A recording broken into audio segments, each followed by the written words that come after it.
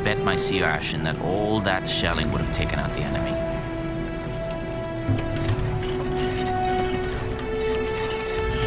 But as our casualties stream off that wrecked island,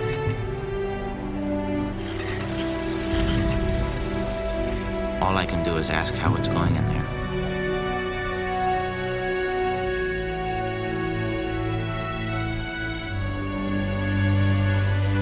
And sit here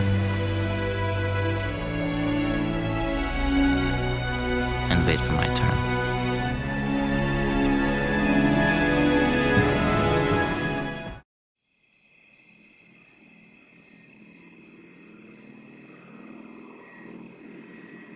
It's hard not to think about the 8 other guys who slept in this bed in the last 4 months. All are dead now, or in a POW camp somewhere.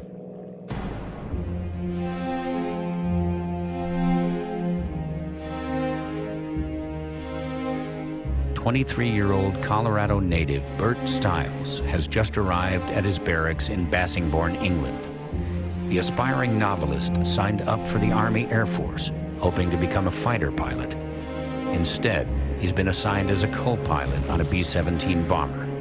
Stiles is to fly with one of the replacement crews needed by the 8th Air Force's 91st Bomber Group.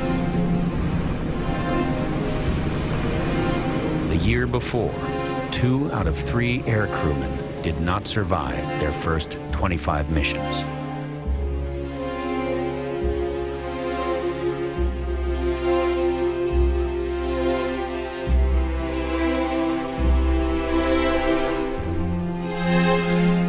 I'm caught up in something pretty damn big. Bigger than I can fathom. Much bigger than my own little dreams and preoccupations. From now on, I'll be holding hands with death.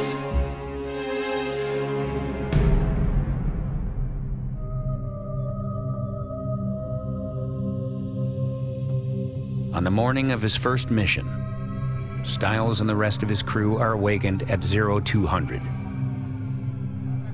By 0330, they are in a brick and tin hut for their mission briefing. An hour later, he's making final preparations.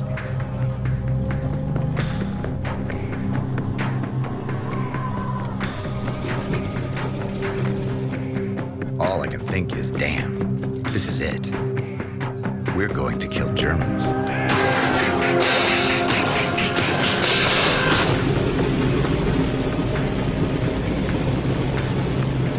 If the Allies are to have any chance of successfully landing on Normandy's beaches, they must first dominate the skies over the English Channel and France.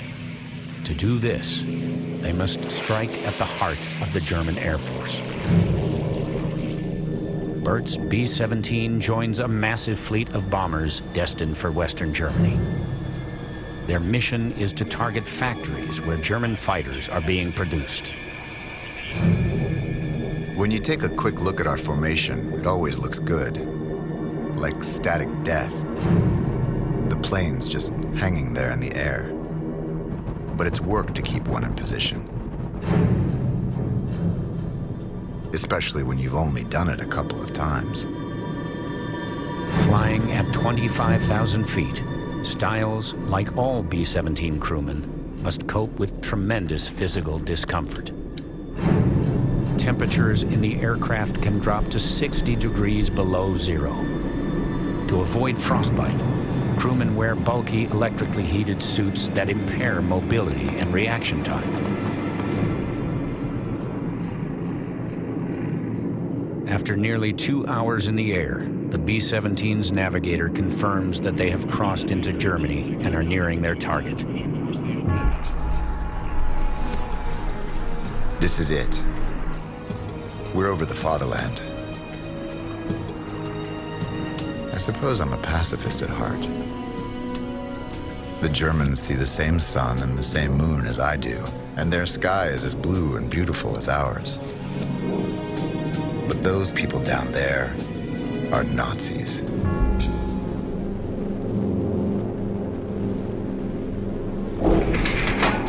Stiles and the other planes approach the target area, German anti-aircraft batteries unleash a barrage of flak. It looks harmless, but inside it's hell. The waste gunner asks, are we going through that? Now we're in it, surrounded by little black puffs of death.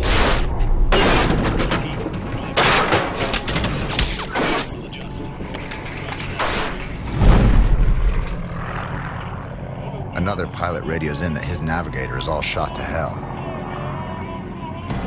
I can hear the terror in his voice. Up here in this blue sky, a man is dying. It's pretty hard to believe. I wonder what plane he's in.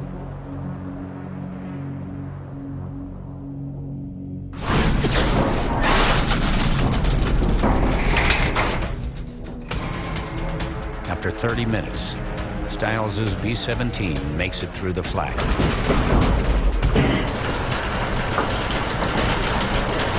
It's time to unload their 5,000 pounds of ordnance.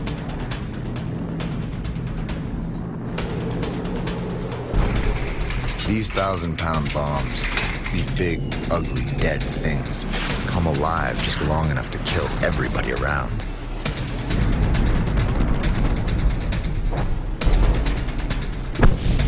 God, what the hell happens when they connect? I come from a land where bombs never fall. What do I know about it?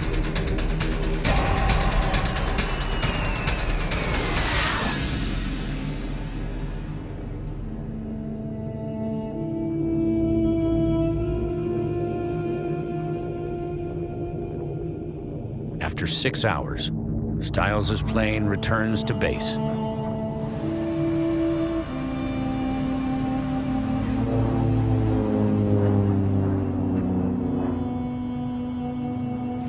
Three other planes in his group of 30 do not.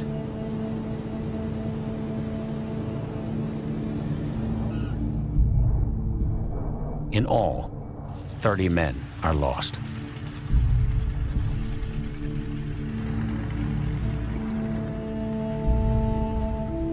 I've never been so tired, but my heart won't stop pounding.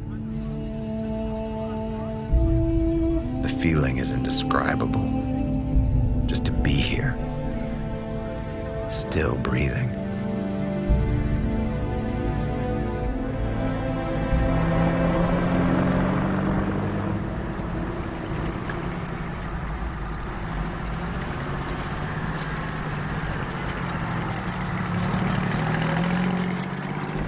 London is still one of Hitler's favorite targets. But I want to see the city. Granted a short leave from their D-Day training, Charles Scheffel and a handful of men from the 39th visit London.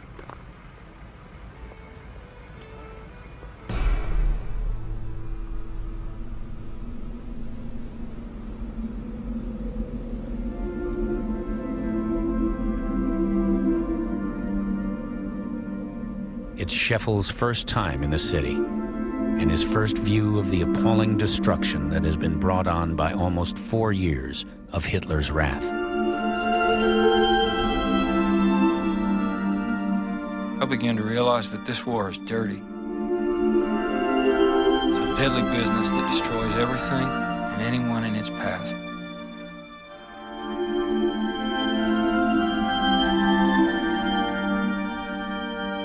There's rubble everywhere.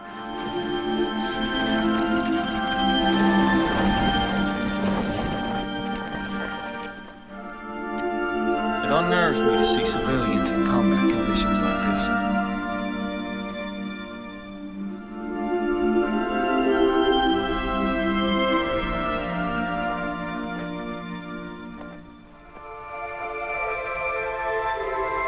This wicked man, the repository and embodiment of many forms of soul-destroying hatred, this monstrous product of former wrongs and shame, has now resolved to try to break our famous island race by a process of indiscriminate slaughter and destruction. What he has done is to kindle a fire in British hearts here and all over the world, which will glow long